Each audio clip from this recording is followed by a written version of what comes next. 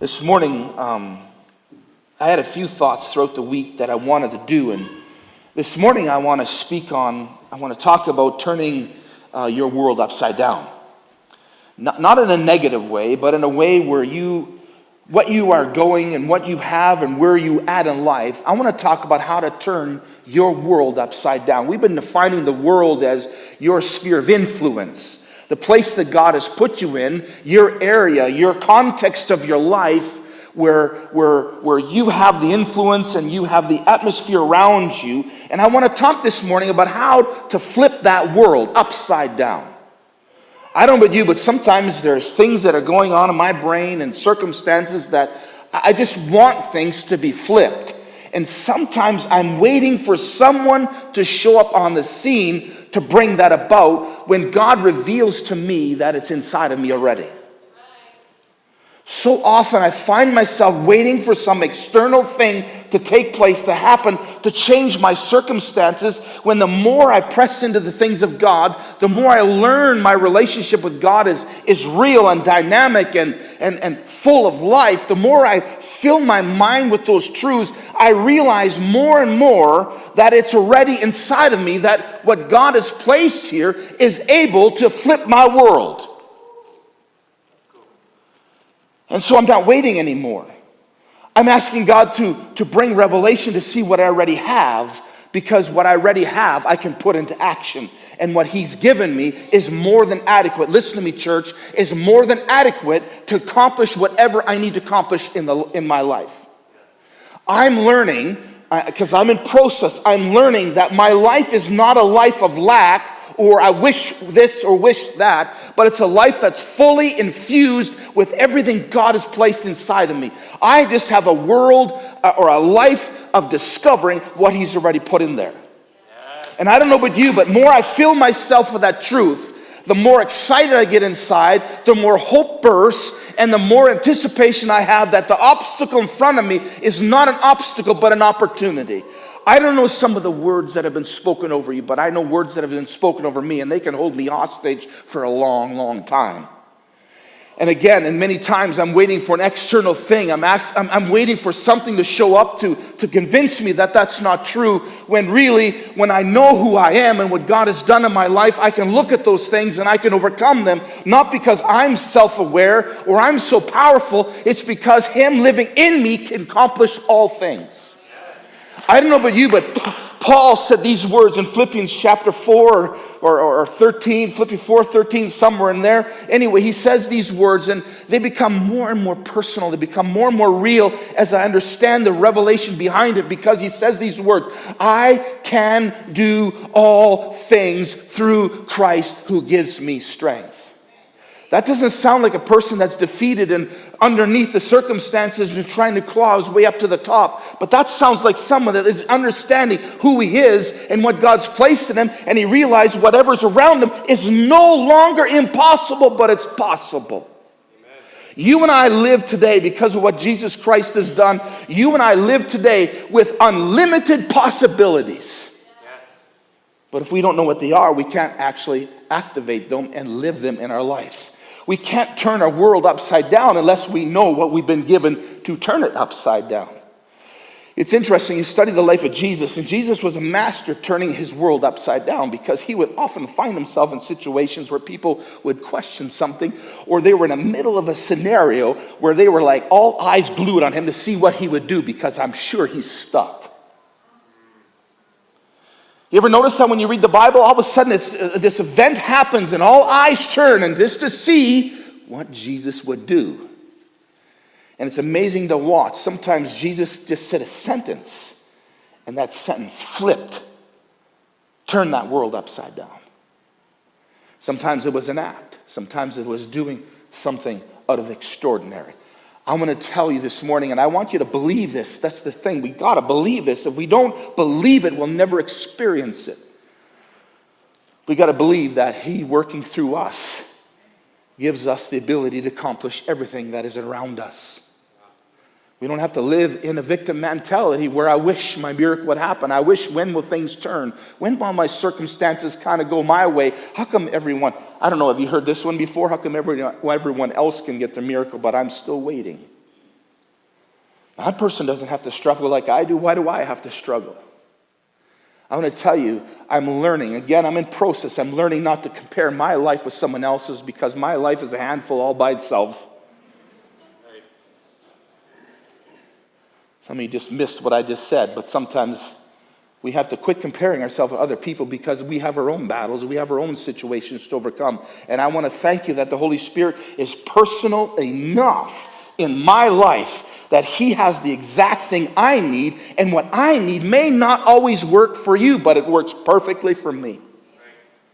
That's why I believe so much in the personalness of Jesus, the personalness of Holy Spirit, the personalness of the Father. You see, that's one of the things that are so different than Christianity, than anything else around, is we serve a personal God that values us, doesn't want us to work for favor, but already gives us favor. We live from victory, not trying to be victorious.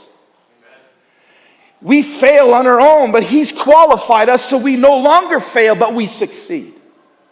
And man, I'm learning to understand, to have my mindset think that way, because the more I think after the thoughts of God, the more the thoughts of God become a reality in my life. Am I making any sense? Our faith is personal. Our relationship with God is personal. We can't look at next person and say, why doesn't he or she do this because I do this? Because God is personal. There's things that God knows how to get my attention. There's things that God knows what I value. And the things I value may not value, but God values them because He values me. I want to talk about turning your world upside down. Sometimes we have situations in our life where when we don't understand what's happening, we tend to be quick to judge before it's finished. Amen? If we don't know what's happening, sometimes by what we see determines how we respond. And sometimes, if you're like me, we respond too quick. We're so easy to write something off without allowing it first to complete itself. Sometimes we get discouraged in our life. You know, God's working in us and we get discouraged because it seems like kind of like clouds and a mix-up in colors, and it doesn't really take form or shape, and we're quick often to give up on that and walk away from it. But really, when we understand when we get to see the end product, what God is doing, it's like, oh, okay, I see it. I want to show you a video here. It's about 2 minutes long. I don't know if you've ever watched America's Got Talent or those type of shows where they perform in front of judges and thousands of people, and they have these buzzers. If they don't think you're going to make it, they hit the buzzer, and if you have 4 buzzers, you're done. Or you can get the green light and whatever else these shows work, but you're judged on what you're doing.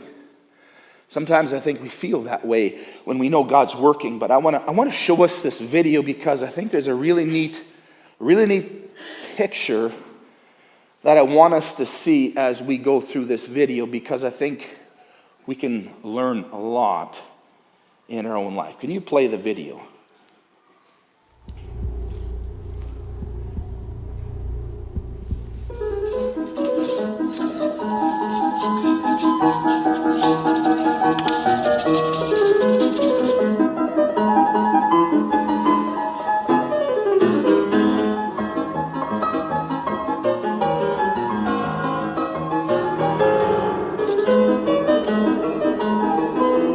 People are really enthused, aren't they?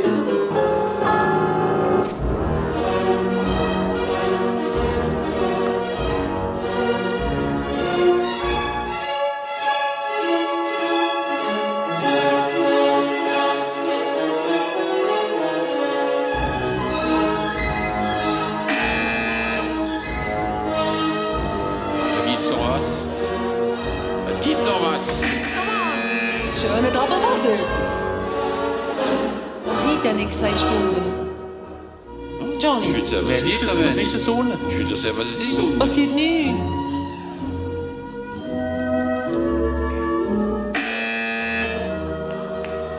Monsieur Grève. Er drückt nicht, weil es um ihn geht. Ah ja, ich muss auch mal sie drücken, oder?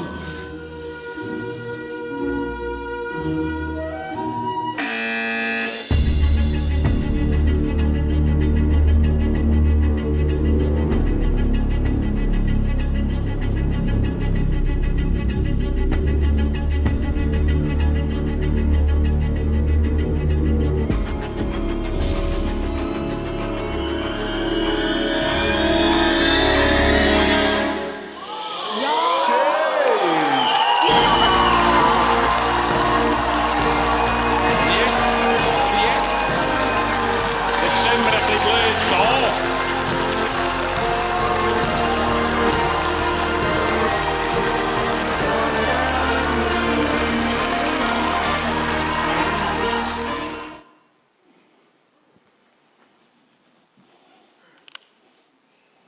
The interesting thing with that video was everybody was quick to write this person off. What they were drawing was nothing. It was like elementary. It's like, why are you on the stage even showing us your lack of talent? And one by one, they were hitting the buzzer saying, you're not approved, you're not approved. And when the fourth one hit, that was a statement that, leave the stage, you've done enough already. What amazes me is she pushed through all those buzzers. Rejection, rejection, rejection. She kept on pushing through. She took what people already wrote her off, spun it around, and threw some chalk at it, or whatever additive it was. And wow, what an appearance. I want to tell you this. Our life is far more valuable than often we make it out to be. Sometimes it seems like it's a bunch of scribbles and lines and colors and situations, and you're wondering, what in the world is God doing? I don't know the context of your life. I don't. I know the context of my own life. And sometimes I feel like that. It's just not making any sense. It's not making an impact. It's not really doing what I thought it was supposed to do. In fact, I got this stage and I got these thousands of people watching, and something is going in a way that I didn't think it would go. But she pushed through. She pushed through.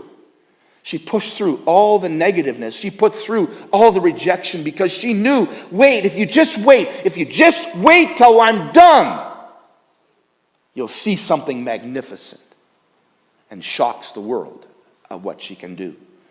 I want to tell you, God is a master of taking our mess and our situations and our colors and scribbles and how he can transform it and make something so incredibly beautiful. And I want to encourage you this morning that you just trust in God. You be patient with him. You allow him to do his work, because I'm telling you, when God starts something, it's never a disaster. It's never something that's rejected. It's never something that's going to disappoint. In fact, he'll blow our mind away when we recognize what he can all do.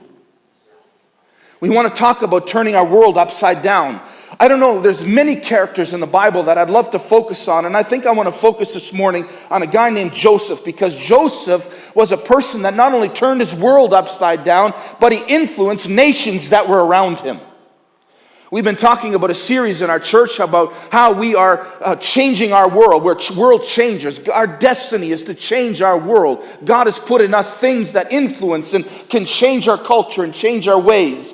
And how we do that is strategic, because we need to walk this out as God empowers us and fills us with his presence, so that we understand what it is that really does change our world. I want to just take a few thoughts out of Genesis chapter 39 and just grab a few verses in the beginning and grab a few verses in the end. I don't want to read the whole entire chapter, but I want to get us a little bit of an idea how incredibly difficult it was for Joseph, and how he used those moments of difficulty in his life to transform not only his life, but everywhere he would go, transform them and leave his world upside down. In Genesis chapter 39, I want to start reading starting in verse 1, and I'm going to read, I think, up to verse 6 or so, depending on what I have written down there. Starting in verse 39, it says, when Joseph was taken to Egypt by the Ishmaelite traders, he was purchased by Potiphar, an Egyptian officer. Potiphar was the captain of the guard of Pharaoh and the king of Egypt. The Lord was with Joseph. That's an important statement to understand. The Lord was with Joseph, and so he succeeded in everything he did as he served the home of his Egyptian master. Verse 4, please Potiphar, so he soon made Joseph his personal attendant and put him in charge of his entire household and everything he owned. From that day, Joseph was put in charge of his master's household and property, and the Lord began to bless Potiphar's household for Joseph's sake. All his household affairs ran smoothly, and his crops and his livestock flourished. So Potiphar gave Joseph complete administrative responsibility over everything he owned. With Joseph he didn't worry about a thing except what kind of food that he was going to eat. Going down further on to verse 19, what happened was that Joseph was in charge of everything in Pharaoh's house, and as Pharaoh would do the government duties of everything else, Joseph stayed in his house, and Potiphar's wife took notice that Joseph was a very fascinating looking young man, and she began to take advances at him and start asking him, propositioning him. And Joseph kept saying no, no, no, and one of these times happened in this context of this chapter where Joseph was alone with Potiphar's wife, and Potiphar's wife forced him onto Joseph and said, I want you to sleep with me, and grabbed hold of his cloak and wasn't going to let him go. And what Joseph did is he dropped his cloak and he ran. And as a result of this, the Potiphar's wife had Joseph's cloak in his hand. She said, how am I going to explain this one? So she began to yell and scream, and she accused Joseph of attempting to rape her. And if she wouldn't have screamed, he would have raped her. And the whole ordeal happened after that. So picking it up in verse 19, it says, Potiphar, which was the husband, was furious when he had heard his wife's story about what Joseph had treated her. So he took Joseph and threw him in the prison where the king prisoners were held. And there he remained. But the Lord was with Joseph. That's the second time we hear that phrase. The Lord is with Joseph in the prison and showed him faithful. He showed him his faithful love. And the Lord made Joseph a favorite with the prison warden. Before long, the warden put Joseph in charge of all the other prisoners and over everything that had happened in the prison. The warden had no more worries because Joseph took care of everything. And then the third time it says, and the Lord was with him and caused everything for him to do to succeed. One really simple question I'm going to ask you this morning is, how would you define success?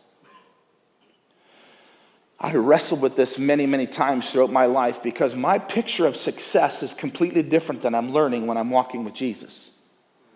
Success for me at one time was you had everything that the world could offer you. You were successful in business. You were successful in family life. You were successful in whatever endeavor you did. You were successful. Everything you did grew and became increasingly influenced, and everything you touched just turned into something that was just even more valuable. I always wanted to be in a spot where I would drive by and people said, that's a successful man. Because for so many years I was told I wasn't successful. I would be a waste of time. And so I wanted to prove people wrong. My picture of success was hard work and hard effort and achieving goals and achieving things and having things brought to me and how I see things around me flourish. That's how I seen success. And when you read the first part of this chapter in Genesis 39, without the context of what led Joseph to end up in Potiphar's house, if you would leave out that story and just read what I read and said, the Lord is with Joseph and he succeeded in everything he did as he served the home of the Egyptian master Potiphar. Notice this and realize that the Lord was with Joseph and gave him even more responsibility because he knew, the Bible tells us, whatever Joseph did always succeeded.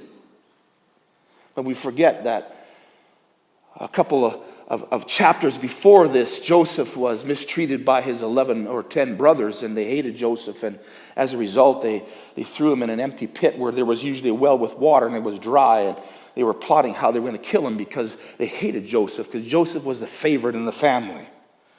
I mean, there's nothing Joseph could do wrong. His dad always just thought he was the greatest thing out of all his brothers and his family. Joseph was the son. And so it just raised animosity and hatred among the others. And they said, let's kill him. And one of the brothers said, no, we're not going to kill him. Why don't we just sell him? The Ishmaelite traders are coming by. Let's just sell him. And then we won't be responsible for killing him. And we'll just come up with a story for our dad that they took this nice little coat that Joseph was surrounded with because his dad made specially for him, and ripped it up and threw all kinds of blood on it and made a big story to their dad and said, he's dead, he's no longer with us, an animal ate him. Meanwhile, he was sold. And that's how we got to 39. And verse 1 tells us, and Joseph was taken to Egypt by the Ishmaelite traders, and he was purchased by Pharaoh. In other words, Pharaoh bought Joseph at an auction. That's how Joseph's life started. The interesting thing, in the midst of all that disaster, we have these words, and the Lord was with Joseph. The Lord was with him. We want to talk this morning a little bit about how do we turn our world upside down. The first thing I want to tell you this morning, without an emphatical doubt, God is always with us no matter what context or situation our life is in. The world may turn upside down. It turned completely upside down for Joseph. Joseph could not recognize his life any longer because whatever he knew was his life was completely flipped and turned upside down because of what decisions his brothers made. As a result, he had to live with those consequences of other people's decisions. That's not very fair, is it? But yet in the midst of this unfair picture, it tells us that the Lord was with Joseph. I want to tell you, God is always with us. It makes no difference what we go through, what we experience, what our obstacles are. But I'm telling you, when we don't recognize it, we don't see it, we think the very opposite. There's many times that I've been in situations where I've asked God, where are you? Where are you? Because I think in my mind, if he was with me, that wouldn't have happened. And that's a wrong understanding, because just because he's with me doesn't keep me from any difficulties. It doesn't keep me from tragedy. It doesn't keep me from walking into obstacles that sometimes other people have created for me that I have to overcome. It doesn't negate the fact that God with me. He says 3 times, the Lord is with you. Verse 2, and the Lord was with Joseph. And then again, verse 21, but the Lord was with Joseph. You see, the circumstances got even worse. He was sold into Potiphar's house, and Potiphar knew there was something different to Joseph because he was a man of character, integrity, and he mastered the moments. Joseph always mastered the moments. And as a result, he's seen there was favor on his life, and before he knew it, a slave became a master in his own home. He didn't worry about anything about him other than what he would eat. I don't know about you, but I'd look at that and say, that's successful. Joseph is successful. Look at God's hand is on his life. And yet we find in the midst of the success, there was another thing that shifted and turned in his life. And what he thought was going to be his ticket out of Dodge was actually a one-way ticket to a prison cell. And if we study and how long Joseph stayed in prison, he stayed in prison for 11 years. 11 years. Locked up for 11 years. Falsely accused of doing something he would never dream of doing. But there he was. And the amazing thing is, after thrown in prison, in verse 21 it says, and the Lord was with Joseph in the prison, because he never left him, and showed him his faithful love. If we're not looking in the right places, we miss what God's doing.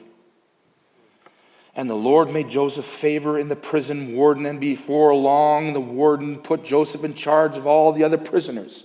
I want to tell you, I could keep reading the story. Joseph, and the same thing would happen. All of a sudden, he became what we know as successful again. All of a sudden, favor was resting on him, and he was in charge of the prison now. In fact, it tells us that nothing happened in prison without first Joseph allowing it to happen. Oh, finally, God has rested, and he showed up in my life. I'm so glad God is here. And now we're going to see something change and turn in the long run. And then all of a sudden, something happened.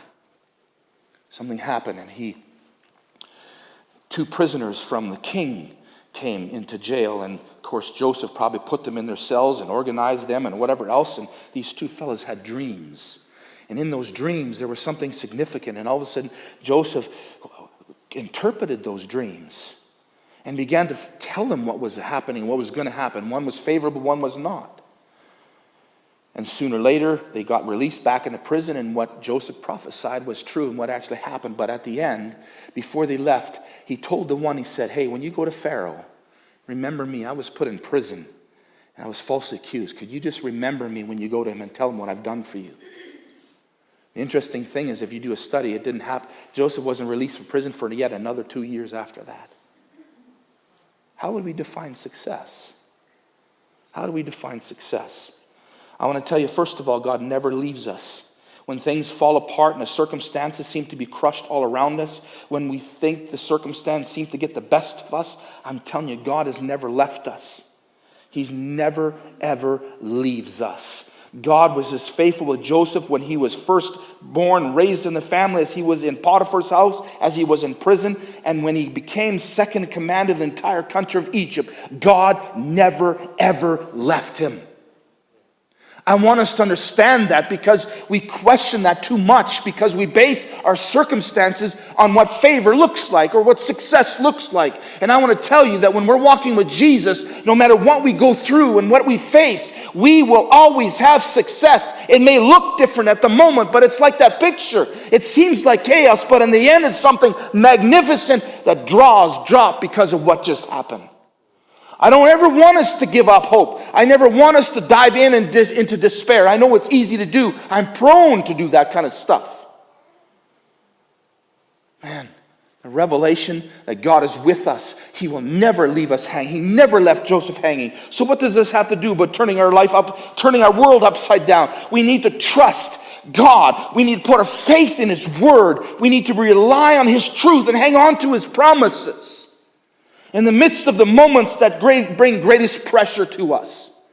I wrote a little note on my phone here. It says this: oftentimes we allow success to be defined when things go our way, or when things are always in our favor. But really, success is defined when we plow through stuff and overcome the different obstacles that are in front of us. Let me say this: you can serve God and be in a mess. You can serve God and be in a mess. God will use us before we have it all together. God will use us before we have it all put together, because we are in process, and that's the qualifier. We're in process. No one seems to be too impressed with that. Let's move on. God never leaves us. There's a second thing that I find in this passage of Scripture that I want to highlight if we want to be people that turn our world upside down. God never leaves us. The second thing I want to tell us is, if we want to turn our world upside down, we need to be aware of His blessings. His blessings are there. His blessings are always there. We need to be aware of what God is doing. It's easy to be discouraged. I'm sure Joseph many times would go, what in the world is going on? It's turning at such a pace, I don't understand it all. But I want to tell you, when we stop in the midst of our struggles, in the midst of regular everyday life, in the midst of circumstances or health issues or family things and marriage stuff, I mean, in the midst of it, it's almost hard to be focused on what God is doing, because we're overwhelmed of what we see falling around us. I want to encourage us that if we want to be world changers, we need to recognize in the midst of our mess, we need to see the blessings of God. We need to see the faithfulness of God. We need to see at times we're in the disaster that, look what God's doing here, look what God's doing there. Because I know in my own life, when I just focus on all the negative stuff around me, I lose sight of how great God is. I lose sight of His purposes for my life. I lose sight of my destiny, and I'm willing to give up. Look for the blessings. I've said this many times before. Sometimes we can have coffee, and it's amazing how quick the conversation in the coffee shop can turn to something negative, because it seems to be what we're always exposed to. We can't really turn on the television to go, whew, something great is happening. It's always like, oh boy, yet again. It's amazing what would happen if the news had focused on what good was happening, how it would change everybody's attitude and focus. You see, that's why we have to learn to look for the blessings within life's context, because there'll be a lot of distractions, a lot of things in our life that are going to take our focus off what we need to be focused on. I remember when I first started water skiing. Now, I don't brag that I water ski, but I did water ski at one point, and I remember it took forever to get up on the water. I thought, this is impossible. The boat's not going fast enough. Oh, it's going fast enough. I have to work with the environment that I'm placed in. You see, I can stay being dragged behind that boat, and I can be dragged by it all day long. But I have to use my legs. When the motor starts going, I need to learn in process to start standing up. And when I stand up, I realize, oh, I can rise on top of the water. And it took forever and ever and ever and ever and ever to get that idea. People can holler all kinds of instructions in the boat. You've got to stand up. You're in water up to here. Easy for you to say that sitting on top of the water, right? You just got to stand up. When the boat starts pulling, you start standing up. It's like, shut up. So many times, I was dragged behind the boat, and my arms got so tired that I had to let go. There's a problem. My arms should not be tired. Then there's a point where your legs are tired, and you just want to plain give up. But once you learn how to do it, it's easy to get up. It doesn't even take a long time for the boat to be moving ahead, and you can just get up right away. Then it's amazing. When you're on top of the water, you have other obstacles. It gets pretty rough out there sometimes, and if you want to be a little bit adventurous like I am, it's boring just standing behind the boat. It's like, this is boring. So what do? Well, I've watched other people go on the outside, so why don't I go on the outside? And all of a sudden you go on the outside, and it seems to be smooth, and then the boat turns, and what happens? Your rope gets very, very tight, because all of a sudden it really wants to move you fast. And before you know it, you get this feeling like, right? And if you don't do it right, and then you got to start the whole process all over again. I'm telling you, your arms are tired, your legs are tired, and it's like, I can't do this. Yes, you can. Try again. And what do? You try again. But you have to recognize you're in process. You're not going to learn it all right away. But you find out more about yourself than anything else sometimes in situations like that, and about other people too that are watching. What idiots they are sometimes, right? They're laughing and joking and making fun. It's like, it's easy for you. You come in here, and they do a great job. It's like, okay, I guess I can't say nothing. You have to recognize we're in process. We're in process. As we're moving toward, as we're aware of what God is doing, we get encouraged. As we're aware of the things God's speaking to us. Sometimes those voices come in the most unlikely places when we're really hearing negative and just negativity and things that are not going well. And all of a sudden we hear a scripture that says, I'm for you. No one can come against you. Those verses are infusing fuel tablets. We need to allow God's truth to rise above everything else so that we stay encouraged, that we get back in the water and we tuck in our legs and we give it another try and we get up on top and we learn as we process. All of a sudden things look different from that perspective. We learn and then we go the next time. It's not nearly as hard. It's because we learned the process. Then there's other things to learn. Dropping a ski. Anybody that drops a ski is retarded as far as I'm concerned, because God gave you 2 feet. Guess what? Use them. I tried dropping a ski one time, and I went down like this the whole time, dragging my feet, and it took a little while, and this leg got tired, and it caught the water, and there I was swimming again. But remember, we got to enjoy the process that God's put us in. Like I said before, we can serve God in a mess. You can serve God in a mess. Because what qualifies us, so we're in process. God doesn't wait till we have it all put together before He uses us. He picks us up wherever we are and begins to use us right then and there because He's committed to that process. We want to turn our world upside down. We want all the answers first. We want to make sure that we have the success that we think. We want to make sure we're not going to make any mistakes. We're going to say everything right, what we're going to do, and we're going to make sure everybody's going to be comfortable and everybody likes it. Then we're willing to do that kind of a thing, but that's not reality. That's not reality. We've missed sometimes in the equation of the realness of life. Sometimes I think we people in church like to cover that up. We're not very real. We need to be aware of the blessings. Stop sometimes. I want to encourage you, stop. When it seems to really be spinning long and hard, I encourage you in the midst of your life, stop and start looking for the blessings of God in your life. The third and last thing I want to share this morning is this. Be faithful with where you're at. There's nothing Joseph could have done about his circumstances. He simply was determined to be faithful wherever he was put. He was faithful in Potiphar's house. He was faithful in prison. And man alive, he was faithful when he was the prime minister of Egypt. We want the Egypts. We're not willing to meet Potiphar's. We're not willing to live a disappointment to our brothers and then live in Potiphar's house and then live in the prison and wait until things shift in our favor. God's life is too precious for us to miss if we're not enjoying taking aspect of the moments that God's given us. I don't know if I'm making any sense here at all, but I've been enjoying going through this myself. Being faithful with where you're at. Being faithful. It's not where you want to be right now, but live as it's already coming around the corner. There's a Bible verse that says, he that is faithful with little will be faithful with much. I want to learn to celebrate the little things as if they were big things. I want to learn to appreciate the little things that happen so that when the big things come, I'm already immune to celebrating what God's doing. My degree of celebration shouldn't be the amount of favor and blessing on my life. My degree of celebration and excitement is because of what God's doing always in and around my life. That way, circumstances don't determine how excited I get, although there's times I get excited over other things than others, sure.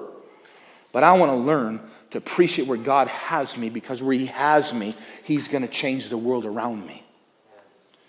I want to tell you, God has given you everything you need to succeed in life.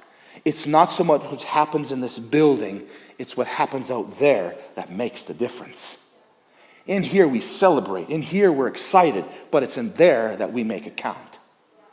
I believe the building should not have walls in it because we get the idea that it all happens here. It needs to happen here. The most revolutionary transforming congregations in any of their cities is they take what they learn here and make sure it's alive out there.